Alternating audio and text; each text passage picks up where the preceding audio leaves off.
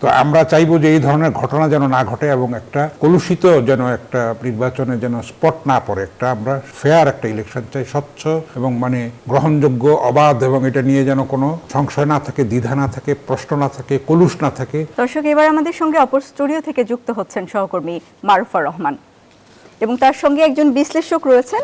তারা আলোচনা করবেন ভোট এবং ভোটের নানা বিষয় নিয়ে।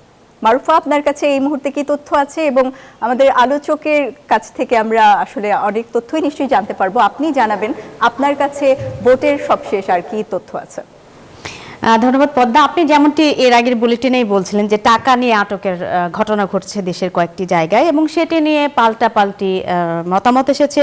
প্রেস কনফারেন্স করে বিএনপি অভিযোগ করেছে যে ভোট কেনা ষড়যন্ত্র করা হচ্ছে, এবং একই সাথে জামায়াত বলছে যে এটি এক ধরনের ষড়যন্ত্র এবং জনগণ ভোটের মাধ্যমে এটি জবাব দেবে। আমাদের সঙ্গে রয়েছেন জাতীয় প্রেস ক্লাবের সভাপতি হাসান হাফিজ, এবং তিনি একই সাথে দৈনিক কালের কণ্ঠের সম্পাদক। আমরা তার কাছে এই বিষয়টি আলাপ করতে চাই। এই যে টাকা নিয়ে আটকের যে ঘটনা ঘটছে নির্বাচনের আগের দিন বা আগের রাত, এই বিষয়টিকে আসলে কিভাবে দেখছেন?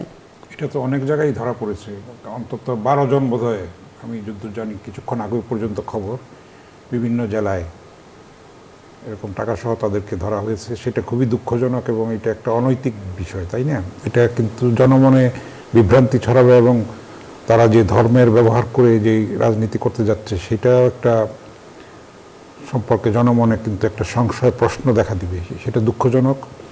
টাকা, আপনি জানেন যে এর মধ্যে অভিযোগ এসেছিল যে বিকাশে অনেক টাকা দেওয়া হচ্ছে, সেটা কিন্তু বিএনপি অভিযোগ করেছিল। তারপরে বিকাশে এই বন্ধ করে দেওয়া হয়েছে, টাকা লেনদেনের মোবাইল ব্যাংকিংও বন্ধ করে দেওয়া হয়েছে। সেটার জন্য কিন্তু অনেকের ক্ষতিও হয়েছে।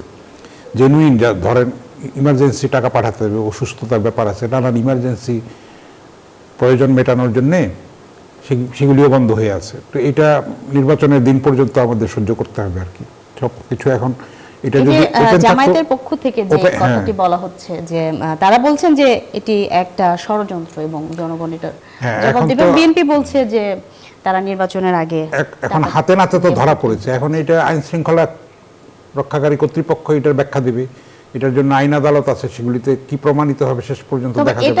ইতিমধ্যে কয়েকজনকে দণ্ডিত করা, হ্যাঁ তৎপর, এবং তারা কিন্তু কয়েকজনকে দণ্ডও দিয়েছে, এর মধ্যে কয়েকজনকে জেলও দিয়েছে, জেলে পাঠিয়েছে। তো আমরা চাইবো যে এই ধরনের ঘটনা যেন না ঘটে এবং একটা কলুষিত যেন একটা নির্বাচনে যেন স্পট না পড়ে, একটা আমরা ফেয়ার একটা ইলেকশন চাই, স্বচ্ছ এবং মানে গ্রহণযোগ্য, অবাধ, এবং এটা নিয়ে যেন কোনো সংশয় না থাকে, দ্বিধা না থাকে, প্রশ্ন না থাকে, কলুষ না থাকে, কোনো অপবিত্রতা যেন এটাকে স্পর্শ না করে। আমরা এতকাল পরে একটা সত্যিকারের একটা অবাধ, নিরপেক্ষ এবং প্রত্যেকের ভোটাধিকার নিশ্চিত করার যে একটা সুযোগ পেয়েছে, এটা একটা মানে অসাধারণ একটা সুযোগ জাতির সামনে। সেটা যদি আমরা মিসইউজ করি সবাই মিলে, তাহলে তো এটা একটা কলঙ্কিত অধ্যায় হয়ে থাকবে এবং বিশ্ববাসীর কাছে আমাদের মুখ দেখানোর কোনো সুযোগ থাকবে না। আমরা চাইবো যে এটা ছোটোখাটো যে ঘটনা যেগুলি এর মধ্যেই ঘটেছে, এগুলি যেন পুনরাবৃত্তি না হয়, এগুলি যেন বিস্তৃত না হয়। আমরা যেন হানাহানি ভুলে, বিদ্বেষ ভুলে সবাই মিলে শান্তিপূর্ণভাবে সহাবস্থানের মধ্যে আমরা যেন একটা গণতান্ত্রিক একটা পরিবেশ বজায় রাখি এবং সহিষ্ণুতার পরিচয় দেই। কোনো হিংস্রতা, কোনো সহিংসতা, কোনো আক্রমণ, হামলা, পাল্টা হামলা, এই ধরনের ঘটনার থেকে যেন আমরা বিরত থাকি।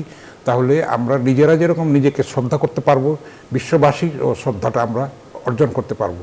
তো সুতরাং এইটা কিন্তু একটা অগ্নি পরীক্ষা, প্রত্যেকটা মানুষেরই অগ্নি পরীক্ষা, শুধু রাজনৈতিক দলগুলির নয়, শুধু কতিপয় উপদেষ্টার নয়, শুধু আইনশৃঙ্খলা রক্ষাকারী বাহিনীর নয়, নির্বাচন পরিচালনার সঙ্গে যারা জড়িত আছেন তাদের শুধু নয়, প্রত্যেকটা ভোটারের, প্রত্যেকটা নাগরিকের কিন্তু দায়িত্ব আছে এই শান্তি শৃঙ্খলা বজায় রাখা এবং একটা সুষ্ঠু পরিবেশ বজায় রাখা, একটা সৌভ্রাতৃত্বমূলক একটা সহাবস্থানের একটা জায়গা তৈরি করা এবং আস্থার জায়গাটা তৈরি করা, পারস্পরিক শ্রদ্ধাশীলতার জায়গাটা তৈরি করা, যেন আমরা একে অপরকে দোষারোপ না করি, সেই ধরনের পরিস্থিতি যেন না হয়, এমন কোনো যেন কাজ আমরা না করি যেগুলিতে প্রশ্ন হবে, মানুষের সংশয় বাড়বে এবং শ্রদ্ধা নষ্ট হবে। এই ধরনের কাজ সব মিলিয়ে এখন পর্যন্ত হাসান হাফিজ ভাই, আমরা আইন শৃঙ্খলা বাহিনীর যে তৎপরতা দেখছি তাতে বলা চলে যে এই যে সকাল 7:30টার থেকে এই মানে রাত পোহালেই যে ভোটটি শুরু হবে, সারাদিনব্যাপী জনগণের স্বতঃস্ফূর্ত অংশগ্রহণ সেখানে নিশ্চিত হবে। প্রায় 13.5 কোটি ভোটার এই ভোটে অংশ নেবেন।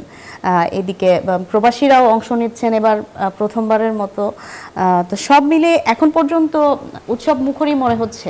অবশ্যই অবশ্যই, এখনো পর্যন্ত মানে এত বড় একটা দেশ, তাই না, যেখানে 18 কোটির মতো জনগণ এবং ভোটারের সংখ্যাই তো প্রায় 12 কোটির উপরে।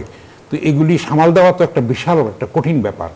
তারপরে এই ধরনের অভিজ্ঞতা আমাদের অনেক দিন ছিল না। প্রশাসনের পুলিশও ভেঙে পড়েছিল, সেই রকম স্বৈরাচার কবলিত কক্ষিগত করে রেখেছিল তাদেরকে, বসংবদ হিসেবে আর অনুগত একটা বাহিনী হিসেবে তাদেরকে দোসর হিসেবে কিন্তু ব্যবহার করা হয়েছিল ক্ষমতায় টিকে থাকার জি, জন্য। আমরা একটু শেষ করছি। বিএনপির একটি সংবাদ সম্মেলন সম্ভবত হচ্ছে, আমাদের সহকর্মী পদ্মার কাছে চলে যাচ্ছি। পদ্মা, সম্ভবত নির্বাচন পরিচালনা কমিটির কোনো একটি জরুরি সংবাদ সম্মেলন হচ্ছে। ধন্যবাদ হাসান হাফিজ ভাই আমাদের সঙ্গে যুক্ত হওয়ার জন্য। পদ্মা। মারুফা, আপনাকে ধন্যবাদ।